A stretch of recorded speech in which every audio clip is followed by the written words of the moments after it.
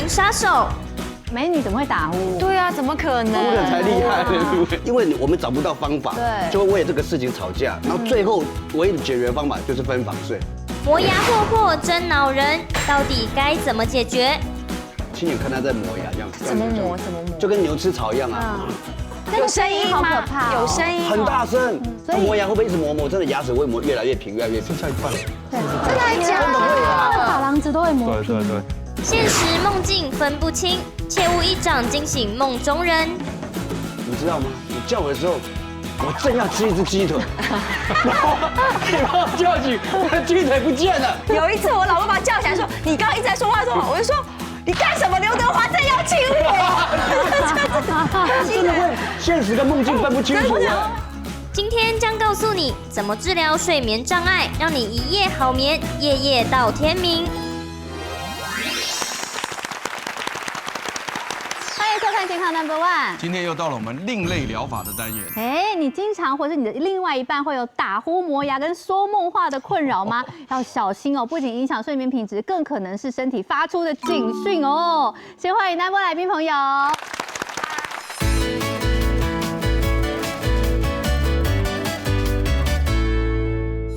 我觉得打呼不仅是影响到自己，也影响到家人呢。像我老公就是呼惨了，他每天都是那种呼到那种会睡眠中止，然后会呼吸中止啦，然后会这样咣一声，然后又起来那种。所以现在搞到我们已经分房睡了。啊，这么早啊？分居哦，没有啦，就偶尔会偷偷跑到别人今天我们谈的这个议题呢是非常普遍的，是很多人都有打呼啦、磨牙啦、说梦话啦，几乎很多人都有这样的情况。根据调查，比如说以台湾来讲哈，这个就是15岁以上有这个打呼的人哈，大概有将近一半。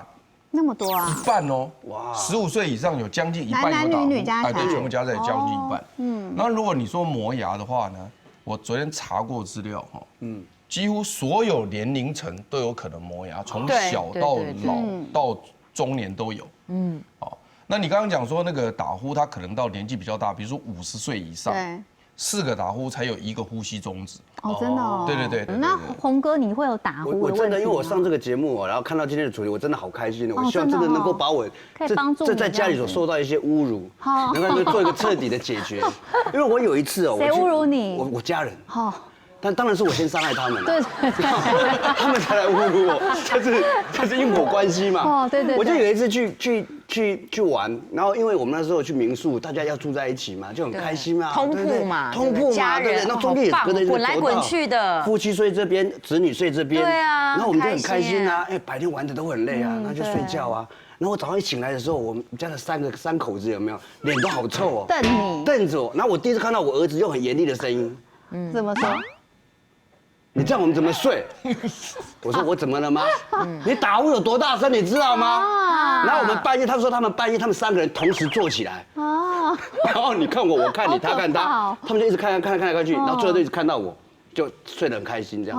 他们也没有去踹你吗？有，他试着踹，但是踹不行哦。短暂的和平，差不多30秒之后，我又继续了。是这样子，是这样子。我就说好，我如果造成这么大的问题，我要跟你们说声对不起。对。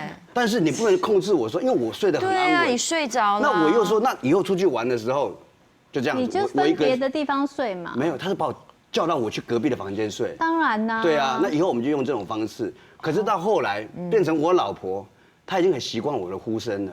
可是最近变本加厉了，她已经快要受不了。她说以后要等我先睡着，你才可以睡。没有用，因为我老公也是说等我先睡着，他再睡。他的呼声是那种拱到会把你从睡梦中惊醒的。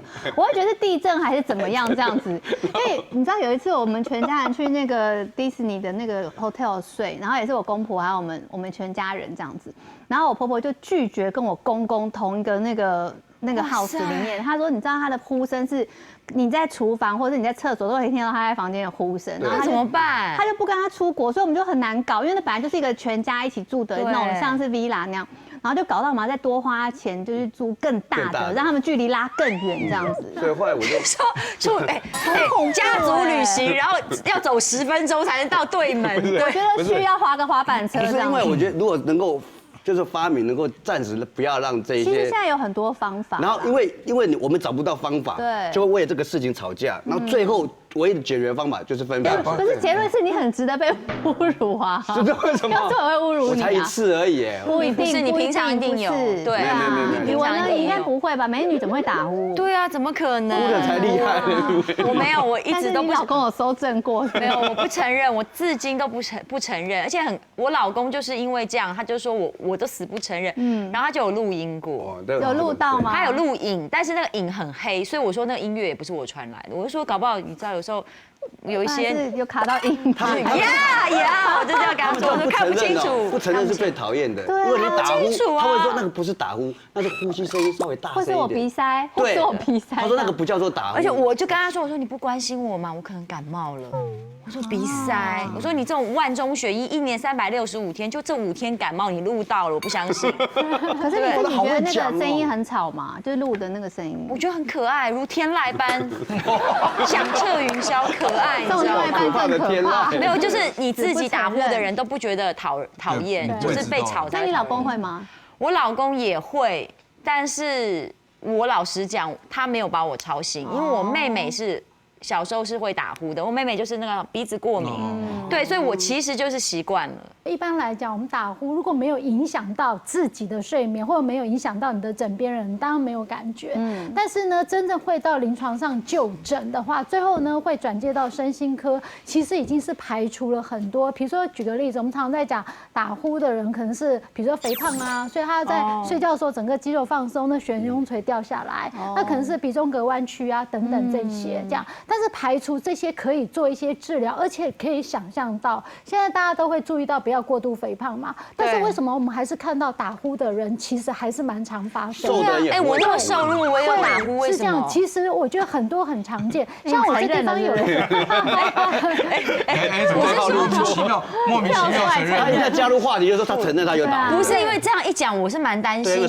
对啊，如果说对，其实所以呢，现在好像跟年龄、跟性别、跟体重都没有直接绝对的关系。像我们这地方碰到一个，他们是新婚夫妻才半年这样子，对。那他来的时候呢，其实是女生，为什么？你就感觉到他整个呢，就是要化一个熊猫妆的感觉，那烟熏妆，可是现在又不流行烟熏妆啊，这样子。所以他来主要是因为他已经工作影响到他工作，因为他睡眠不好，影响他的工作，所以呢，他就叫他先生陪他过来看。那主要是睡眠障碍，但是你仔细问起来，当然就是因为他先生打呼，造成了他的睡眠障碍。他先生自己没感觉，先生睡得很好。我也是受害者，对的，所以其实常常都是因为枕边人觉得影响到他了，然后他自己如果没有感觉的话，他当然不会觉得他有被影响。那时候我就在问说，我说那你们才新婚半年，可是他们已经一起生活已经呢是2年多了这样，那你为什么新婚半年之前没有？他说可是他觉得在婚前的时候呢，那种声音会让他有安全感，婚后以后就那声音呢就我完全可以体谅，那就是女孩子不贴心啊。为什么你婚前可以忍受，你现在不能忍？我说我也不知道为什么，我婚前对你容忍度就很高，但是婚后我就觉得婚前怕他跑掉了。不是，那现在的重点是不是你婚前也是就已经跟他睡了1年半？对啊，就以前也是可以忍受，所以他是怕她老公跑掉，所以不可忍受。就跟我 argue， 我就说我也不知道，但是他每天都说你为什么每天起来都是玩娘面孔对我？我老婆也是，因为我们没睡饱，没有，其实是看腻了。但如果是刘德华，你好狠哦！如果刘德华在旁边打呼，金城武在旁边打呼就 OK 啊。对啊，如果要说梦外跑，看腻啦，就是看腻了。我觉得可以睡看的，因为睡看。开玩笑，这句话讲出来，老公会生气。其实我觉得只要有打呼的声音出来，就代表我们呼吸的力量很大嘛，才有那么大的声音。对，那力量那么大，那个呼吸的量一定很大。哦，所以它就已经属于慢性的过度呼吸状态。好，你认为是这样？对，所以慢性过度呼吸，它有很多系统性的疾病，不管是过敏或是肠胃道的问题，有很多问题。所以我认为，只要睡觉一打呼，就必须要看医生，就是它比较属于严格，比较严谨来讲。如果你到达这种程度不去做的话呢，那后续影响是很庞大的。为什么？因为当你在睡眠中呼吸中止的时候，因为脑部会缺氧。哦。脑部一缺氧的时候呢，它就会狂抠，因为你睡着的时候你是没有清醒的嘛，对不对？等到你一缺氧的时候，它就会抠你起来，因为什么？因为你快死了。对。然后呢，抠你起来，你就会醒过来。醒过来以后呢，你就会加大那个呼吸量，因为你的缺氧嘛，要加大呼吸量让它进来。然后这时候呢会启动很多的心脏的循环系统增加，比如血压增加，心跳加速，对，呼吸量增加，然后胸部的肌肉开始增加，所以最后会造成什么？很简单，你可以看到哦，血压高。心脏血管疾病、中风、肺动脉高压，这都会产生。因为为什么？因为它一直在加压状态下。我们人哦，睡觉的时候哈，其实正常来讲，血压应该是到最低的现象，因为它会放松。对，而且你人平躺呢，血压本来是打到全身的，它不需要用力的。可是你如果在睡眠时期的血压增高的话呢，这种中风几率是最高的。对，市面上有很多止鼾的小物，很多什么药房都有卖，可是。真的有用吗？我们一起来看看有哪些东西可以帮忙。可以现场示范带一下，简单讲啊。好，然后你睡觉吗？那如果睡前我老公想要 kiss 我一下怎么办？请你把事情做完再来。很难。对啊，灯光美气氛佳，再来。这个拿起来很方便啊。我拿起来也很方便，那就好，拿起来。其实它是一个附件工具，它在附件设计。换脚，报警。你又反了。这学生怎么这样子呢？你这瑜伽老师脾气不好，今天可以骂他。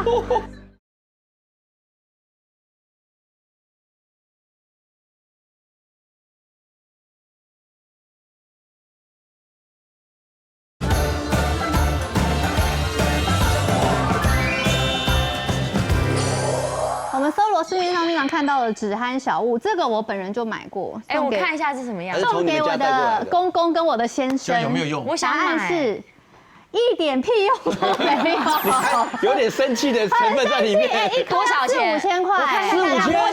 摸一下。是它是什么？几颗？是记忆是几颗啊？我忘记了。没有啊，这个材质不是那种记忆枕的材质。你的公公跟你先生没用，是因为他们非常严重，对，并不是说他完全没用。他们太严重。对，因为为什么？因为它的阻力是怎样的？就是说，在这一块的位置呢，垫住你的这个颈部，然后后脑呢在这个位置，所以使得你的头部呢的颈部被撑住，所以舌头比较不会往后掉。舌头比较不会往后掉呢，它就比较不会去堵住呼吸道。像牙科医师他们也有所谓的那个止鼾牙套。止鼾牙套嘛，哈，这个是不是你们帮忙做的？没有，这个是市面上，那你们也可以帮忙做。我记得你好像有什么，你好像很厉害耶，你好像没有，这是吗？对，这个是定做的。不要，哎，我可以摸吗？可以啊，我是怕有人口水。这是新的，这是新的。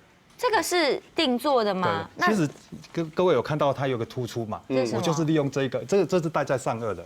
那我们戴在上面是不是这个突出就往下嘛？对，它压到舌头。对，压住舌头。哦，压舌。可戴这个很难睡吧？慢慢训练。会不会有个东西卡在这个地方？因为刚开始一定会不习惯。因为我为了要防止自己打呼，我也去做了一个牙套。哎，你也有做？我有做牙套啊。是做下颚前拉式。我是两边都有的，但是我那也是活动式，只有睡觉的时候才套上去。对。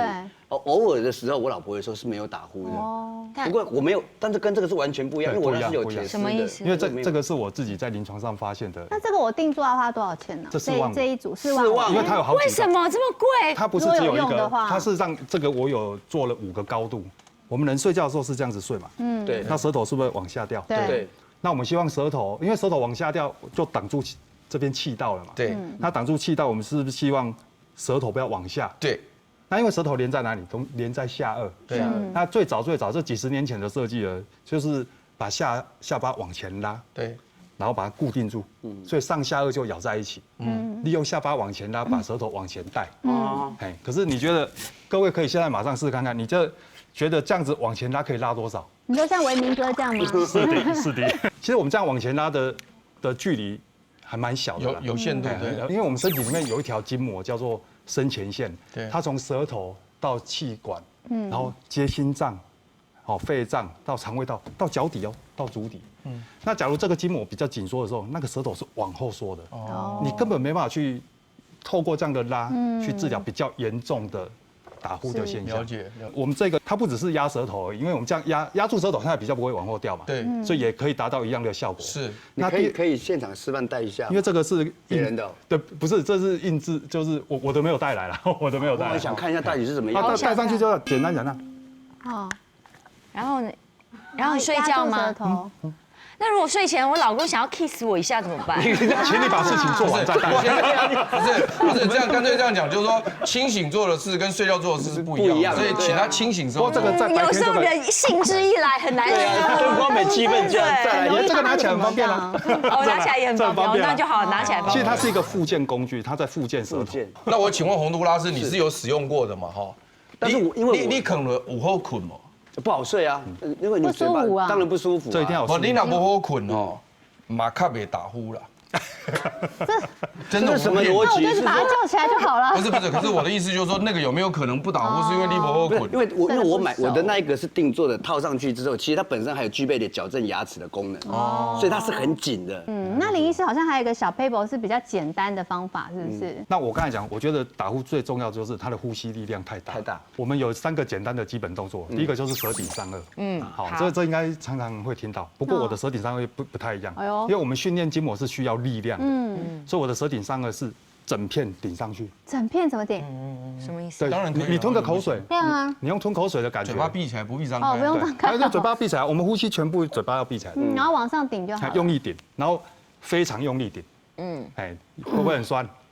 对，真的很不舒服，就放掉了嘛。很不舒服。舌根会酸啊，对，我的舌面都上去了，是，对，舌根上不去。这个舌根酸非常有用哦。腮帮子也会很酸。对，有时候会酸到头，也会酸到脚。它会酸到这边呢，好奇我也会怪。酸到头哎。手酸到这边啊。然后顶上去以后还用力呼吸，很难吸，对不对？会有点憋气。对，其实我不希望让呼吸力量太大，所以顶舌头这个非常简单的动作，可是它可以间接的就让呼吸量降下来。对。好，第二个是压肩膀，沉肩坠肘，有没有？老祖宗也有这个动作，而且这也是要用力的。你看，舌头一顶，肩膀再一压，那这边是不是张力就很大？我们就在训练这边了，我们就要复健这边的软组织了。但看起来很不快乐哎。对啊，你可以做久了就习惯了。出力的话，你的脸的表情是很僵硬。如果前面有人的时候，请你力量小一点。你看洪哥。你要獐头鼠目的好不好？你真想干嘛？舌头要注意。所以这个是要白天做吗？这随时都可以做。啊，而且第3个动作我再讲一下，凹肚子，说缩小腹。缩小腹就是压缩我们的内脏。我刚才讲过，筋膜的活化就是靠力量。缩小。那我们平常身体都是扩张的，我们很少做收缩的动作。事实上，我们是要做收缩的动作。所以常缩小腹是有帮助。对，这个是我看，因为其实我们牙医师看诊真的是我们的职业病算是蛮严重的。那我的职业病就是靠这个解决的，肩颈酸痛这个。那我们常常看诊就是这样嘛。那我想到的时候，医生，我想看你做一次龟息大法，开始。你有肩膀你都没有啊？你没有压小腹啊？有。你没有不开心啊？你没有？不是用手压。你有吗？有啊，有用力啊，看起来有。那个球嘞，球要干嘛？网球。打网球可以帮助。这个让魏老师来说明。魏老师是怎么用？其实一般来讲呢，就像刚刚洪哥讲的说，有些人打呼他不见得每一天，对。所以呢，在身心科里面会看到这种状况，大概都是白天的工作压力太大，这段时间呢比较焦虑的状况之下，这样子对。所以呢，除了来调整你的一些生活作息之外，那在早期时候呢，常人家说，为了要解决打呼，就是说尽量不要平睡，然后你可以侧睡。那侧睡的话，你有知道吗？我们当进到睡眠的时候，我们整个每一个晚上都要40-50次的会翻动，对，怎么根本没感觉。所以呢，我们这个时候呢，我们就可以拿一个球放在你的颈背部的位置，顶着，对，顶着这样子。然后呢，当你正好呢又要平睡的时候，它就卡到，它自然而然又会翻过来了。类似是这样的，主要是顶着。可是很硬粘在这上面，不是要把它摆在你睡觉的。是很简单，你做个那个布袋子，中间是可以放一个球的，所以你睡的时候只是那个布袋直接粘上去就可以，就有点像护肚子的一个东西，就是魔鬼护腰这样子，魔鬼毡是霹雳腰包，你就把它放在霹雳腰包里面，放在后面就好了。然后呢，你把魔鬼毡弄着，然后你睡的时候呢，因为你平躺的时候这个地方会卡到，对，然后你自己会翻身。那由于你平躺的时候呢，这个舌头会往下掉，比较容易打呼。侧睡的时候呢，重力是往这，左边掉，所以不会往后。侧睡真的比较好，所以会差一点，有差一点，会差一点点。我回去可以试试。这个口琴，干母好。这个我考你有没有用？就是要在睡觉前先吹一首歌曲。不是，吹了之后就是嘴巴有在运动，就比较。半夜要是你是我邻居一直在吹口琴，我真的会发火。他是这样的，就是说我们会打呼哦，因为是我们整个口腔的肉啊垮下来了，对，垮下来以后呢，所以气道会狭窄。那除了刚刚讲是那个姿势造成的垮下来之外呢，也有它本身的肉本身就垮下来。所以我们年轻的时候呢，肌肉非常紧实的时候，它不会垮下来，所以年轻人打呼的几率比老年人来的低得多。你这样讲我好伤心哦，就老了才开始打呼。没有错，就是打呼是年纪越大越严重或者越肥胖越严重，因为它越胖这边肉越松，对，肉多又松。那如果说你平常有吹这个乐器的话呢，因为你会运动到这边的肌肉，所以它垮下来的机会比较低。接下来还有磨牙，大家也很困扰。那到底磨牙我们有什么方法可以解决呢？磨牙，我们晚上睡觉基本上所有人几乎放松，嘴巴都是开的，它变成口呼吸嘛。我带一个秘诀，粘起来，对，嘴巴贴起来。那大家就用力把它扯下来，对不对？这个换你扯，我就会扯这个啊，没有贴起来。可以把它贴个叉啦。对啊，贴个叉。我有患者贴不住就贴叉吗？还是再贴一个？其实治疗鼻过敏最好的方法就是鼻呼吸。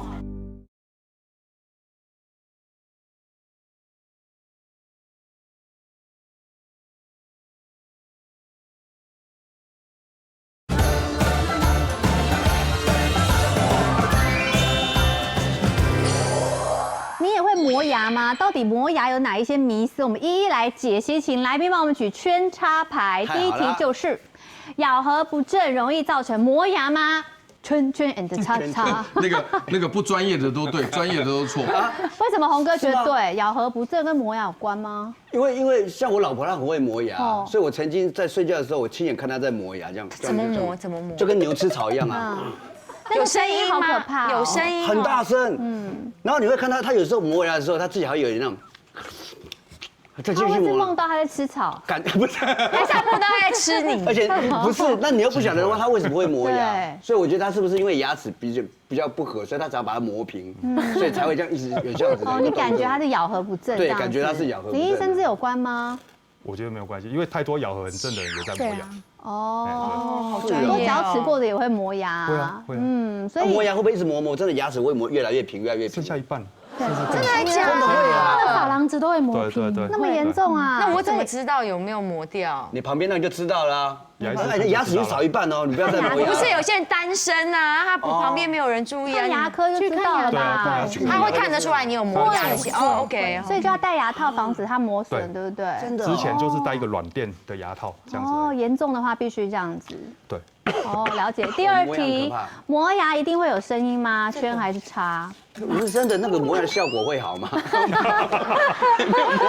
还效果嘞？没有效果。所以温迪老师，你有没有声音的案例吗？其实有啊，一般来讲，在我们临床上，如果以身心科来讲，看到磨牙的话，一般多数的话，其实儿童比较常见，就在青春期之前那种学龄期的孩子比较常见。那他们为什么会带来？其实多数都是因为牙医师建议要带来。为什么？因为呢，他们在磨牙的时候呢，第一个他不一定有声音，但是你知道现在其实呢，卫福部都会让小孩子呢定期要去做牙齿的检查，所以呢，牙医师就会告诉妈妈说，他的牙齿已经都磨的，那珐琅质都磨平。所以要去看医生，就是说除了牙医师那地方做一些牙齿的一些护理之外，而且常会看到他们这地方常会说起来以后哇这边好酸痛这样子，所以他不一定会有声音的。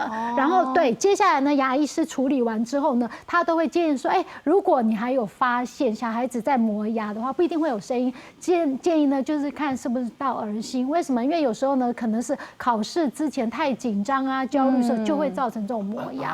焦虑不安的时候，第三题，小孩磨牙不必特别治疗吗？对还是错？这应该就是刚刚就已经有透露，我觉得。你是我是胸口不？我就你今天胸口。刚刚才讲了，是因为我觉得小孩子那磨牙是小孩子的时候，因为可能就是在上学的时候、读书的时候比较有压力啊。好像应该到了比较大学之后，应该就比较不会磨牙。大学压力也很大，出社会也会别的压力啊。磨牙，我压力很大，但是你没有压力啊，你压力就折磨你老婆。我压力很大。还有一个问题，可能大家比较没有注意到，叫呼吸的问题。我们晚上睡觉基本上所有的人几乎放松，嘴巴都是开的对，它变成口呼吸嘛。这除了是口呼吸是非常不健康的一件事情。对，我有听过，所以为什么？我觉得如果因为小朋友口呼吸不健康，他说很容易蛀牙，对，容易蛀牙，因为太干燥了。啊，是哦，就是有很多人嘴巴干啊，都去看，然后就变成自体免疫疾病嘛。它事实上有很多是口呼吸啊，你每天你就为了就晚上要防止口呼吸，可以戴口罩嘛。口罩比较没有用，所以我带一个秘密粘起来胶带，对，就贴起来。贴起来啊。我家小朋友每天睡觉前就是贴起来你。这样虐童你这样是控吧？告呢？我跟你讲，这个是超级保健的好方法你。教我怎么贴？而且他是你想贴你女儿对不对？你是趁你女儿睡着的时候再帮她贴，她就不会反抗了。不是，我不相信你有种贴看我看什么感觉？睡着我贴啊，你贴我啊，你贴我。不是我在他贴之前，我先请教一下林医师哦，因为我们有的时候嘴巴呼吸是一个辅助呼吸哈，就是因为如果有鼻过敏或鼻塞的时候，对，那我们的那个空气进不来的时候，我们有时候必须强迫用嘴巴呼吸。OK，所以那这个时候如果你没有意识到这个问题，或者是他到半夜才产生鼻塞或什么，这会不会产生问题？其实他自己会死掉。哦，他自己会醒来，对，自己会他会醒过来，不是他会醒过来，对，他求生本能会醒过来啦。而且那万一他没有醒，那也要几岁以上吧？Baby 也，所以那个语文你要特别记得，就当他没办法，这个绝对不行。 baby 不要想的不行啦。贴我要试试看，我不相信。被贴完之后你就试着呼吸，你看他感觉好不好？我本来就鼻呼吸的，真的吗？他嘴巴有点是闷着这样觉得有点够。对，你撅嘴干嘛？又不是要接吻。没有。那大家就用力把它扯下来，对不对？这个换你扯。我就会扯这个。啊，没有贴起哎，我嘴巴因为你可能有。他那个是有透气的啦。口红我有口红啦，口红有油啊。脸上有抓化妆比较粘不住了。哎，可以把它贴个叉啦。对啊，贴个叉。我有患者贴不住就贴叉吗？还是再贴一个？其实治疗鼻过敏最好的方法就是鼻呼吸。哦，对，但是至少是他能够自主的对。哎，我们没有在虐待语文哦，是他自己要求要贴头。那还不习惯的人，这样子录啊，我想要回家。你不行了，我还听你翻译，你讲话讲不清楚了。可是鼻过敏很容易鼻塞又这样子，我不会太难受吗？我怎么治疗？他应该塞在一个鼻子，还有就是你如果就是你鼻子还没塞住的时候，你就先贴起来。如果你有这种慢慢训练，就先贴嘴巴哦。对啊，像有些鼻子过敏的人，那他因为他还没睡觉之前，可能鼻子还是通的，我就建议他先贴着看电视，这是一种训练，用鼻呼吸的训练。而且如果说一开始不习惯，你可以先贴纸的，贴纸的旁边有点洞。哦，旁边可以对。如果贴上去的话，对打呼人有效果吗？哎。大部分打呼的人是因为呼吸力道太大嘛，可以贴啊，没有，其实每个人都可以贴，是不是为了打呼？是他为了避免口呼吸过度。好，那我问你就是为什么听得带到你？不是要犯了什么错一样，话太多。可是他这样贴会睡得好吗？睡得更好啊，睡得更好，因为我有很多患者吃掉了，因为我的可以呼吸耶，可以啊，可我入睡困难。我们本来就应该用鼻子呼吸啊。小孩子因为在15岁以前。目前我们的治疗方式有非常多种，比如说刚刚牙医师所使用的物理性的矫正方式，这个我们不反对。但是有很多的磨牙的治疗方式，它可能是使用一些中枢的药物，比如说比如说他焦虑，我们给他一些焦虑剂，或者一些放松肌肉的一些药物，镇定剂这样子。OK， 那这些东西呢？我们认为在15岁以前的小孩子呢，我们不太想要让药物进入中枢，所以因此我们不建议在15岁以下的小孩子用药，所以这个治疗呢是用药治疗，我们是反对的，我们是反对的，但是我们不会反对物理性治疗或心理治疗。其实维持我们一般生活的规律性和减低呢他在白天的一些焦虑感，这些都是平常都要注意的事情。因为磨牙，我觉得它只是反映出有一部分是反映出你白天遭受一些情绪，你把它压下来了，然后到了晚上的时候，那种情绪释放的时候，哎，有一些动作就会出现了。那牙医是有什么比较有效的方法吗？如果小朋友，我觉得因为齿列不稳定嘛，当然，因为我觉得抑制口呼吸，因为口呼吸它的确会刺激我们的中枢神经，让它比较活跃。就是用刚刚那个打。我觉得这个像我自己的小朋友有一个，因为他很喜欢运动，他晚上就会磨牙，我都是用贴嘴巴的。其实如果说我们林医师讲到就是说，如果单纯只有磨牙，我觉得贴这都还好。为什么？因为它本身鼻道是通畅，对，它没有什么问题。可我有做过一种 SPA 按摩，它就是头颅跟下颚的放松。他帮你按摩这个地方真的很舒服。你想，它那个力道不是像我们，它就是点压下去，然后按很深很深，然后再慢慢放。哦，那个做完你就会知道，平常你就像我说的一种舒压。因为你工作要一直讲话，这边其实很酸。对，其实会。然后还有我们有时候吃东西啊什么的，太咬太多。其实简单讲，就是说是睡得不够安稳，或者睡得不够沉。对。那意思就是说，就像温蒂老师讲，就是你白天有一些压力，或者你还有一些焦虑的事情，你在担心嘛。所以舒压都会帮忙的啦，睡眠睡得安稳跟舒压都会帮忙，所以任何舒压的方式，只要你觉得你心情有放松的，都可以去做，不论是运动啦、瑜伽啦，或者按摩啦，都可以。我看刘德华就梦刘德华，看金城武就好开心哦！看潘博士就会梦到潘博士。不要看，不要看。我有一次，老公出一个暗招，踹我一脚，我在梦里面，我突然这时候就惊醒了。然后我看着我旁边老公哦，我就这样打他一巴掌，我就说：“你为什么打我？”我说：“你在我梦里打我，有病！”通常一般话会说梦话，女生比较常见。说梦话会不会对话？会的。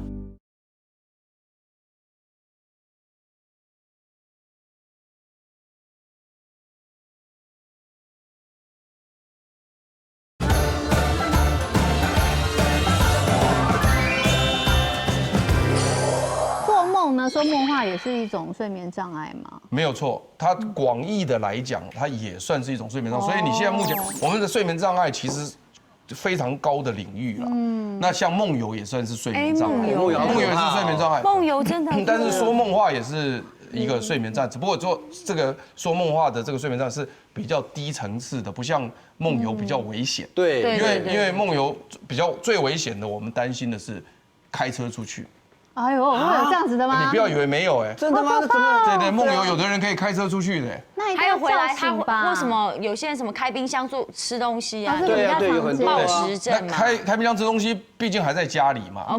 那就算你吃生肉，我们觉得也危险性没有开车来的。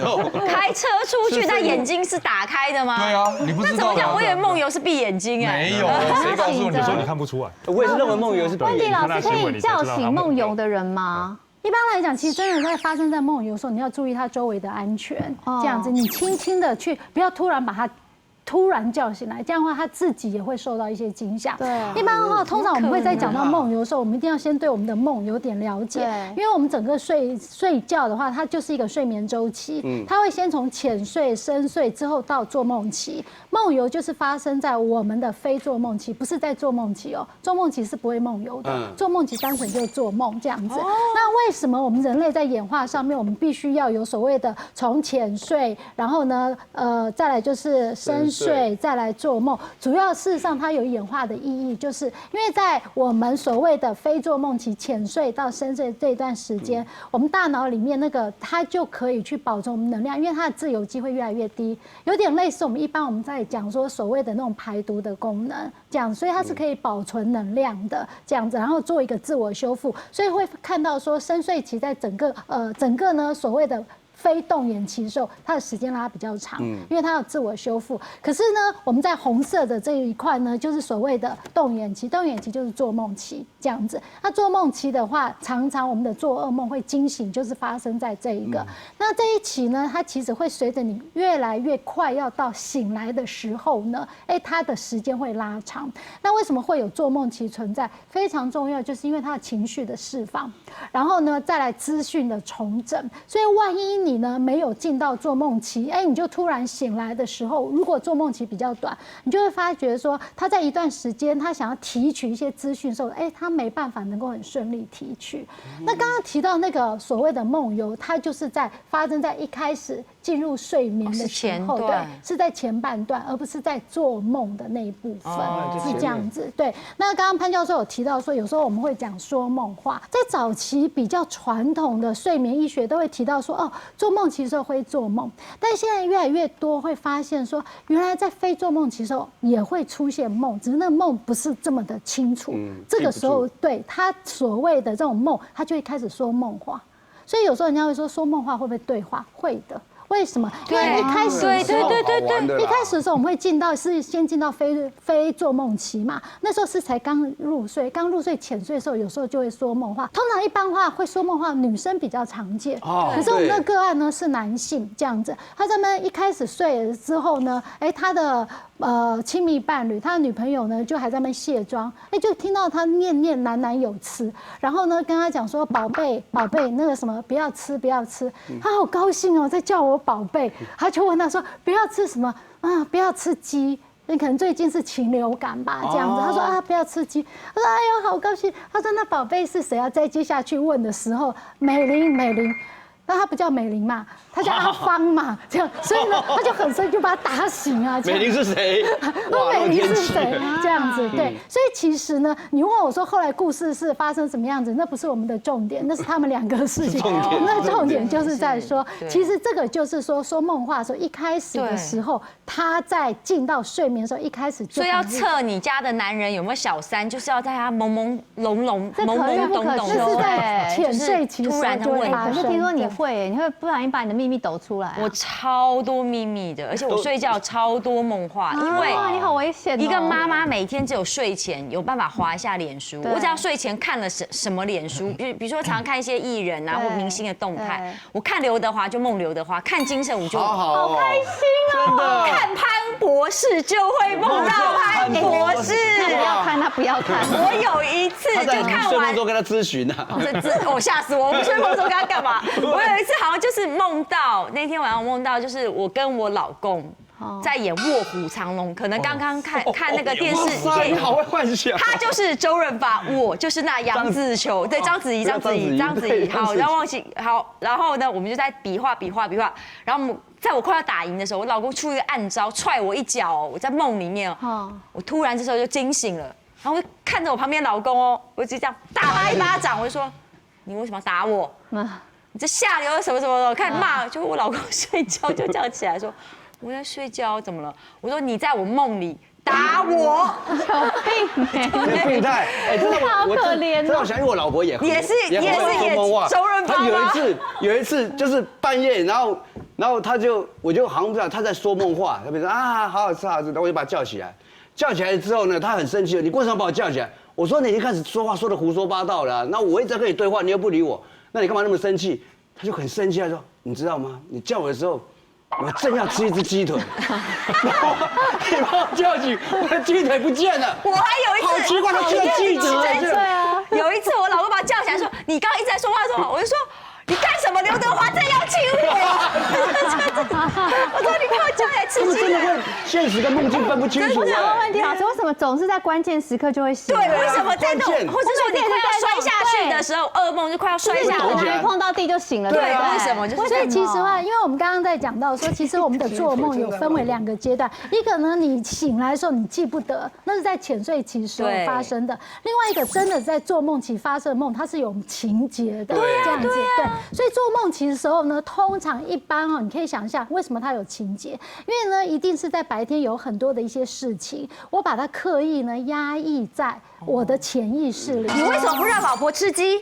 我不晓得。所以他的潜意识想跟刘德华亲亲。他一定是。这种就会说你白天不能做的事情，你可能在晚上的时候，你就在做梦的时候就突然就做出来了。不就是类似这样。所以梦的解析里面，像弗洛伊德在针对梦的解析，他特别喜欢针对说在做梦期的时候，为什么他有故事的情节，就是因为我们刚刚一开始有讲到说，在做梦期我们是要情绪的释放。从中医学的观点来讲呢，他认为说梦话其实就是睡不成，压力大嘛，所以因此它叫做什么呢？叫做肾阴虚，心火旺，就叫阴虚火旺。对。那火旺呢，在西医来讲就是焦虑、紧张、压力大。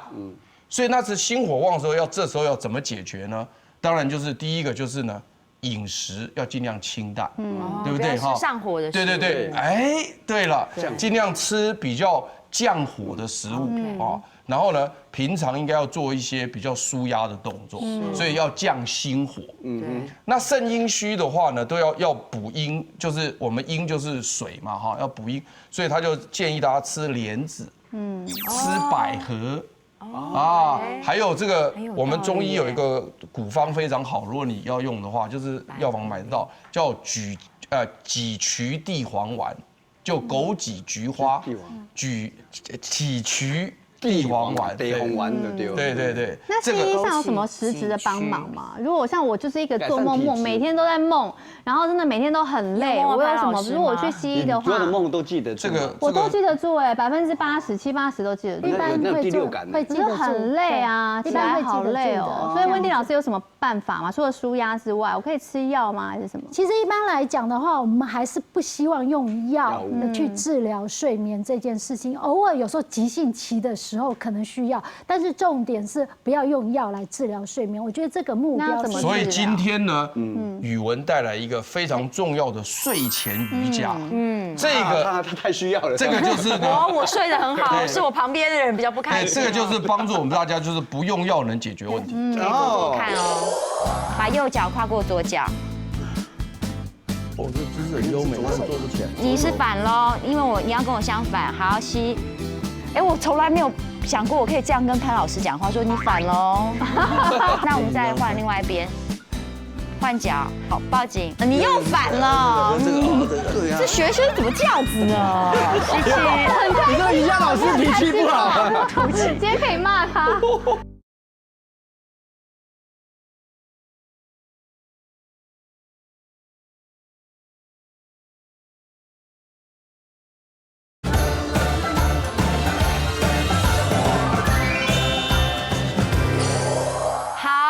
现在我们要在睡前做些舒眠瑜伽喽。在宇文转成谐星之前，我也是一个身心灵的瑜伽老师哦。真的，对我钻研瑜伽很多年，好有说服力哦。只是因为最近为了孩子，我比较稍微就是帮你一点点，但是大家要稍微的震惊一下喽。我们来做瑜伽，把脚先往前伸啊，往枕头伸。我们先那个叫什么？我们睡前的时候嘛，那因为我们腿部后侧通常一整天都会很紧，对不对？很紧。像老师的背就比较紧啊，那我们就是可以，比如说你现在这样会拱背，你就可以把枕头直接垫在你的臀部后面，垫高一点点。有人没有穿睡衣。对，不是啊，你要穿衬衫。你听我讲，因为我睡觉是全裸，所以我今天没有办法穿睡衣。可以啊。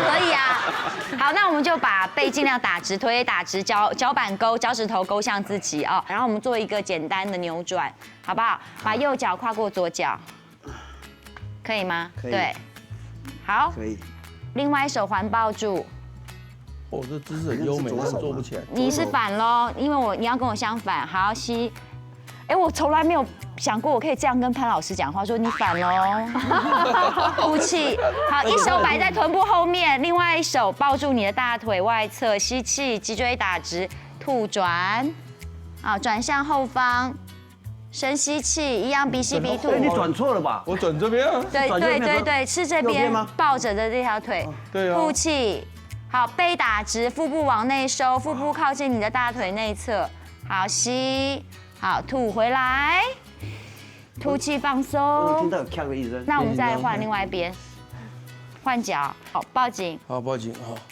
你反了，你又反了。这学生怎么这样子呢？吸气。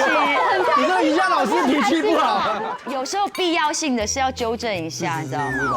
好，慢慢的吸，感觉脊椎往天，吐气，慢慢转，再转开一点。哇，一凡的筋好软，好美。老师，我为什么要跟他们同班呢？对啊 ，level 不一样，是不是？啊，我们要有平等心，瑜伽讲的就是平等、同情，对，大爱。你这样我没办法专心，你不要再讲。好，慢慢的回来。岔气耶。好，慢慢回来。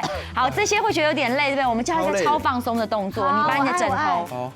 好，枕头非常好用哦，像往前坐一点点。潘老师跟洪哥，我建议就把枕头放直，底部放直，对着你的臀部，靠近你的臀部哦。好，慢慢的就躺下来，注意一下你的那个麦。好，躺下来，等于是你的整个脊椎是不是躺在枕头上面？这样是不是很舒服？其实很舒服哎，因为你躺在软软的枕头上面，然后你身体前侧伸展到，喉咙前侧也伸展到，手往上拉。老师，我们可以定在这个动作就好了吗？腿打直，深吸气，拉长身体，伸懒腰，吐气放松，再一次吸。好，吐气放松，身体慢慢的呈大字形躺开。好，大字形，手回到身体两旁，眼睛闭起来，吸口气，然后吐气，感觉整个身体放松往下沉，这样子就可以慢慢睡着喽。我来检查大家有没有睡着，睡着了吧？睡着喽，睡着了吧？枸杞，老师，好舒服哦。对，这动作很简单，而且可以利用你家里的枕头躺在你的那个床上练就可以了。松开了，对，背会松开，整个人拉直有感觉。而且这有呼应到刚刚牙医师说的，你看你的身体前侧拉开，对这个下巴、下颚，然后还有一个就是鼻吸鼻吐这样子。